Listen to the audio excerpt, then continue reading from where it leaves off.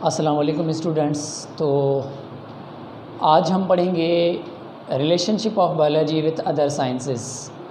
Biology का relation physics से कैसा है, बायोलॉजी का रिलेशन केमिस्ट्री से, उसके बाद बायोलॉजी का रिलेशन बायो इकोनॉमिक्स से, उसके बाद बायोलॉजी का रिलेशन बायो मैथमेटिक्स से बायोलॉजी का रिलेशन कैसा है। तो सबसे पहले बायोलॉजी का रिलेशन फ़िज़िक्स से, व्हाट इज़ बायोफ़िज़िक्स क्या है, क्योंकि जब भी बायोलॉजी का रिलेशन फ़िज़िक्स से होगा तो हम बायोफ़िज़िक्स पढ़ेंगे कि बायोफ़िज़िक्स मीन्स फ़िज़िक्स से बायोलॉजी का रिलेशन है। तो बायोफ़िज़िक्स क्या है students? Biophysics is a branch of physics. ये एक फ़िज़िक्स की ब्रांच है जिसके अंदर हम लॉज एंड टेक्निक्स को स्टडी करते हैं। जब हम लॉज एंड टेक्निक्स को अप्लाई करते हैं तो हम लॉज एंड टेक्निक्स को अप्लाई करके हम लाइफ के प्रोसेस को एक्सप्लेन करते हैं कि how life process will be explain, कैसे हो सकते हैं लाइफ के अंदर कौन से प्रोसेस मौजूद होते हैं। तो हम इस लॉज और टेक्निक्स को अप्लाई करके लाइफ के प्रोसेस को पढ़ सकते हैं, एक्सप्लेन कर सकते हैं। उसके बाद रेडियो फ़िज़िक्स बायोलॉजी की एक ब्रांच है। तो रेडियो फ़िज़िक्स के अंदर हम रेडियो एक्टिव आइसोटोप्स पढ़ते हैं। रेडियो एक्टिव आइसोटोप्स जब हम पढ़ते हैं तो radioactive isotopes these are used in, ये इस्तेमाल होते हैं to translocate the different materials की ट्रांसलोकेशन करते हैं। कैसे?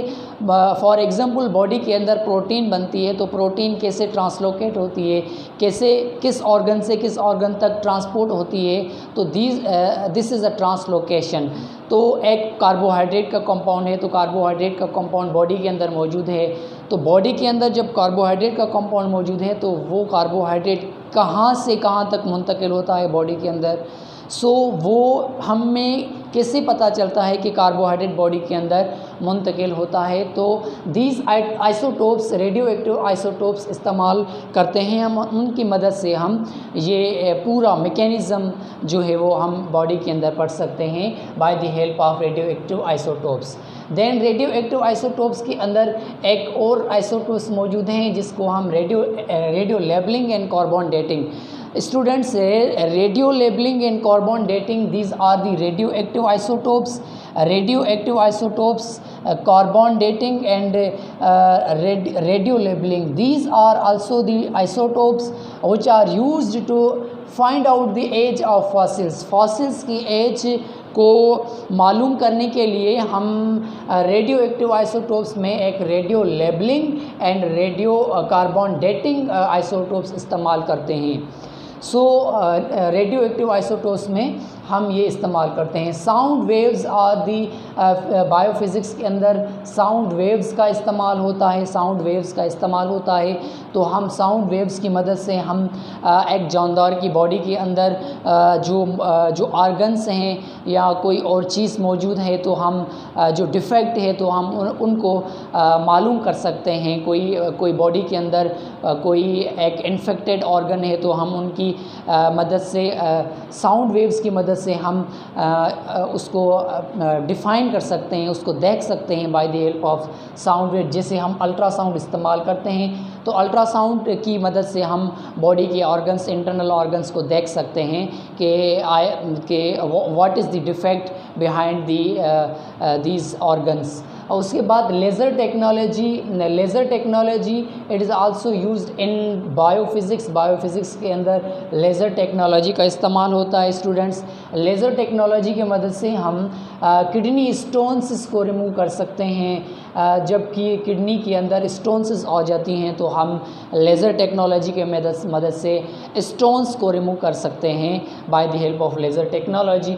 तो बायोफिज़िक्स के अंदर हम इन चीज़ों का इस्तेमाल करते हैं और बायोफिज़िक्स हमें जो रेडियो लेबलिंग, उसके बाद जो साउंड वेव्स हैं, लेज़र टेक्नोलॉजी हैं, इन चीज़ों में हमें रेडियो फिज़िक्स जो है हमें बहुत मदद करती है। उसके बाद स्टूडेंट्स, बायोमैथमेटिक्स और इसको हम बायोमेट्री भी कहते हैं। मैथमेटिक्स का बायोलॉजी से कौन सा रिलेशन है? जानदार लिविंग ऑर्गेनिज़म्स जिसे हम कहते हैं, तो जो लिविंग ऑर्गेनिज़म होते हैं, तो हम लिविंग ऑर्गेनिज़म्स को जब भी हम पढ़ते हैं और लिविंग ऑर्गेनिज़म के अंदर फॉर एग्ज़ाम्पल एक कोई डिज़ीज़ आ जाती है, तो डिज़ीज़ आने से हम लिविंग ऑर्गेनिज़म्स की कलेक्शन कर सकते हैं, उनकी परसेंटेज कर सकते हैं उनके डिज़ीज़ की। उसके बाद biomathematics, it is a branch of mathematics. Biometry और मैथमेटिक्स, बायोमेट्री ये मैथमेटिक्स की ब्रांच है, और इनके अंदर हम क्या करते हैं, डेटा कलेक्ट करते हैं। डेटा कलेक्ट किस चीज़ की करते हैं, हम लिविंग ऑर्गेनिज़म की डेटा कलेक्ट करते हैं। तो डेटा कलेक्ट जब हम करते हैं लिविंग ऑर्गेनिज़म की, तो फॉर एग्ज़ाम्पल हम कोई एक्सपेरिमेंट करते हैं, तो एक्सपेरिमेंट जब हम करते हैं उसके बाद जो फाइनल प्रोडक्ट बनती है, तो हम एक्सपेरिमेंट के बाद रिज़ल्ट बनाते हैं, और रिज़ल्ट हम बायोमेट्री की मदद से, मैथमेटिक्स की मदद से बनाते हैं। उसके बाद हम किसी चीज़ की एवरेज भी निकाल सकते हैं कि what is the average of the living organism, what is the average of disease, what is the average of experiment. उसके बाद हम परसेंटेज भी कैलकुलेट कर सकते हैं by the help of mathematics. Research की मदद से, रिसर्च के अंदर मैथमेटिक्स का बहुत सारा बहुत सारी इम्पॉर्टेंट है, और हम रिसर्च मैथमेटिक्स के सिवा नहीं कर सकते हैं। प्लांट्स की रिसर्च होती है, उसके बाद एनिमल्स की जो भी रिसर्च हम करना चाहते हैं, तो वो रिसर्च हम bye the help of mathematics से करते हैं। स्टूडेंट्स, उसके बाद जो बायोलॉजी का रिलेशन है, वो बायोलॉजी का रिलेशन केमिस्ट्री से है। केमिस्ट्री से भी बायोलॉजी का रिलेशन बहुत सारा है, क्योंकि पूरे जानदार की बॉडी एक केमिकल से बनी हुई होती है। तो बायोलॉजी का रिलेशन केमिस्ट्री से कौन सा है? Students, what is biochemistry? Biochemistry is the branch of biology which deals with the study of biomolecules और मॉलिक्यूल्स। मॉलिक्यूल्स कौन से? जो लिविंग ऑर्गेनिजम्स, जिस मॉलिक्यूल से लिविंग ऑर्गेनिज्म बना हुआ है, जिस लिविंग ऑर्गेनिजम्स से जो मॉलिक्यूल्स लिविंग ऑर्गेनिज्म बनाते हैं, जो मॉलिक्यूल्स, उनकी स्टडी हम बायोकेमिस्ट्री से करते हैं। फॉर एग्ज़ाम्पल, एक्सेल के अंदर बायोमॉलिक्यूल है, जिस बायोमॉलिक्यूल का नाम प्रोटीन है, तो प्रोटीन को हम पढ़ते हैं बायोकेमिस्ट्री के अंदर। What is the relation of protein? Protein का पूरा मैकेनिज़्म क्या है, प्रोटीन की सिंथेसिस क्या है, कहाँ पे प्रोटीन बनती है, उसके बाद what is the role of protein, what is the importance of protein, ये पूरी डिटेल हम बायोकेमिस्ट्री के अंदर पढ़ते हैं। उसके बाद बायोकेमिस्ट्री के अंदर कार्बोहाइड्रेट में लिपिड्स है, उसके बाद हम इनकी सिंथेसिस पढ़ते हैं, तो ये कहाँ से कहाँ पर बनते हैं। उसके बाद वो what is the function of these molecules, जो सेल को बनाते हैं या लिविंग ऑर्गेनिजम्स को बनाते हैं, तो हम पूरा मैकेनिज़्म बायोकेमिस्ट्री के अंदर पढ़ते हैं। देन स्टूडेंट्स, हमारे पास biogeography. What is biogeography? Biogeography, इसको हम कहते हैं कि the study of different living organisms. What is the distribution? जहाँ पर भी डिफरेंट रीजन्स पर जो भी डिफरेंट लिविंग ऑर्गेनिज्म मौजूद हैं, तो हम उनकी स्टडी बायोजियोग्राफी के अंदर करते हैं। तो हम इसे कहते हैं कि the distribution of living organism in different geographical region. Different geographical regions पर जो लिविंग ऑर्गेनिजम्स मौजूद हैं, तो उनकी स्टडी बायोजियोग्राफी के अंदर करते हैं। फॉर एग्जांपल, लैंड को डिवाइडेड करते हैं, एक डिज़र्ट लैंड है, ग्रास लैंड है। तो डिज़र्ट लैंड के ऊपर से जो प्लांट्स मौजूद होंगे, डिफरेंट प्लांट्स मौजूद होंगे, उसके बाद डिफरेंट एनिमल्स मौजूद होंगे।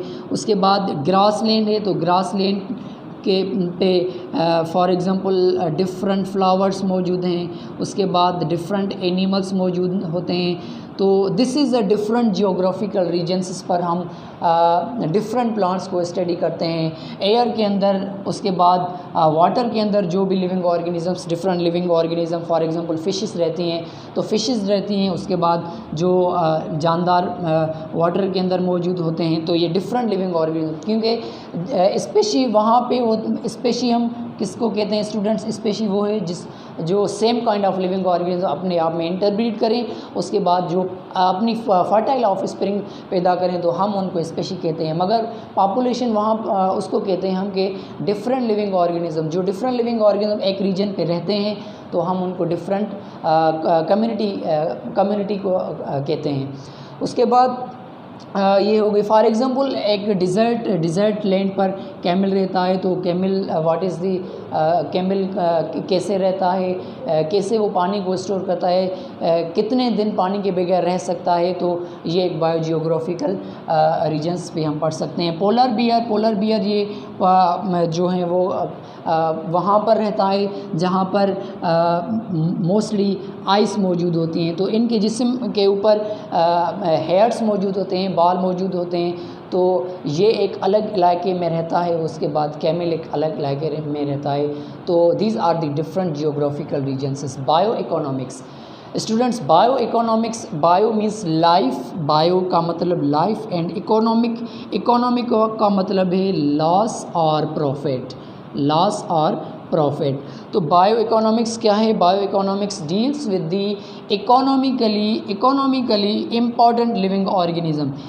बायो इकोनॉमिक्स की मदद से हमें इकोनॉमिकली इम्पॉर्टेंट लिविंग ऑर्गेनिजम्स का पता चलता है कि व्हाट इज़ द इकोनॉमिक कौन से जानदार, कौन से प्लांट्स जो हैं वो इकोनॉमिकली हमारे यहाँ जो इम्पॉर्टेंट है। फॉर एग्ज़ाम्पल हम क्रॉप का एग्ज़ाम्पल लेते हैं, कॉटन प्लांट है, cotton plant what is the function of cotton plant? तो हम कॉटन की मदद से क्लॉथ्स बना सकते हैं। उसके बाद जो वीट है, तो व्हाट इज़ वीट एक और क्रॉप है जो इकोनॉमिकली हमें कैसे वो इम्पॉर्टेंट है। तो इन सारी चीज़ों की स्टडी, फॉर एग्ज़ाम्पल एक वो एनिमल्स मौजूद हैं जो कौन से के जो मीट बहुत सारा प्रोड्यूस करते हैं। जो मीट प्रोड्यूस बहुत सारा पैदा करेंगे तो वो हमारे लिए इकोनॉमिकली बहुत सारा बेनिफिशियल होगा। तो आज के लेक्चर के अंदर हमने relationship of biology with other sciences को कंप्लीट कर दिया है। अगले लेक्चर के अंदर हम कैरियर्स ऑफ बायोलॉजी को पढ़ेंगे। तो what are the careers of biology students? Thank you very much.